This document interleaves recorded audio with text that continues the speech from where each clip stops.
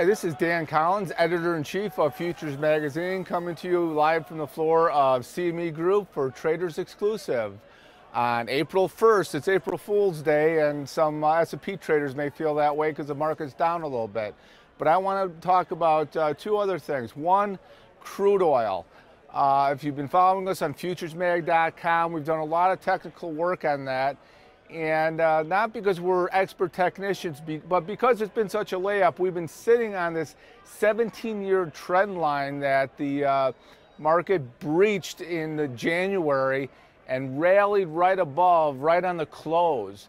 It's been a really good benchmark, and while people have been arguing fundamentals and technicals with crude oil, it has traded in a $10 range, on either side of this range, and on either side of this trend line that's sitting right at about $47 right now.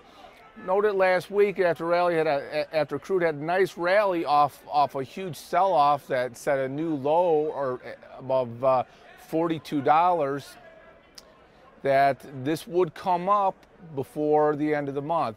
It rallied 25% in 8 days. At that point, I think a lot of people saw a bottom, but it would have been a new bottom form. We knew we had to see a battle over this trend line, and we did. So it was a pretty nice trade the last couple of days of the month to figure that they would get back to this around the $47 line. Now they settled above that trend line again, which I think is strong for crude oil, but it's fair to say that a bottom has not been made, or at least has not been confirmed.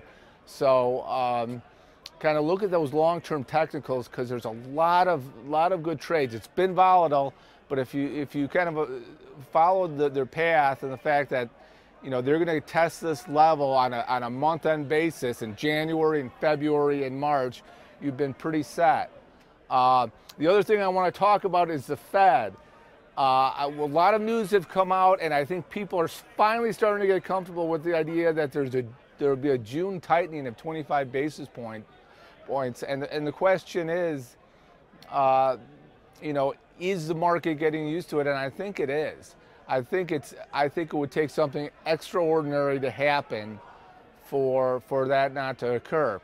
Now, it happened with the tapering when we had some really bad numbers, and there was an expectation of a September 2013 beginning of tapering. But what it illustrates, and I have talked about with you and on futuresmag.com, is that the Fed really has been transparent. Where there's been confusion, it's all on the noise, and on the market kind of protesting their moves. They protested the idea of tapering, even though it went on for over a year. And we talked about how tapering wasn't tightening from the beginning, going 3-4 years ago, when the Fed was saying that they were going to keep rates at zero up until when they gave a deadline.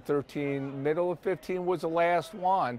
And since then, really everything they've done, while stating that it's all dependent on the numbers, have pointed to mid-2015. So the advice I have to you is kind of look at what they say and not on what the analysts are telling you, because the analysts coming from a lot from the banking community and trading community is they're trying to affect policy. They're trying to, brokers are trying to get people to trade off of expectations or changes of expectations. So right now, I think it's pretty solidly decided that you're going to see 25 basis point tightening in June.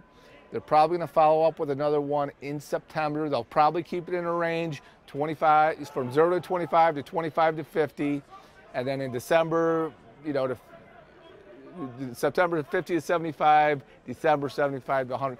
That's still extremely low, so that shouldn't really cause as dramatic moves in the markets that it is. That's why the market is trying to affect policy.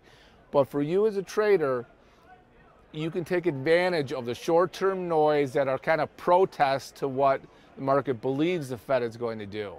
Follow what they say. They've been pretty clear all along. The confusion is from outside, from analysts trying to affect policy. And when when the market protests, that's an opportunity. because there's no reason for a 30-point correction or sell-off, because 4 months in the future, the Fed's going to tighten by 25 basis points. It's kind of silly. So keep focused on what they say. You'll know what they'll do, and these kind of short-term spikes in reaction to what they believe the Fed's going to do can be faded. This has been Dan Collins for Traders Editor-in-Chief of Futures Magazine for Traders Exclusive. Have a great day.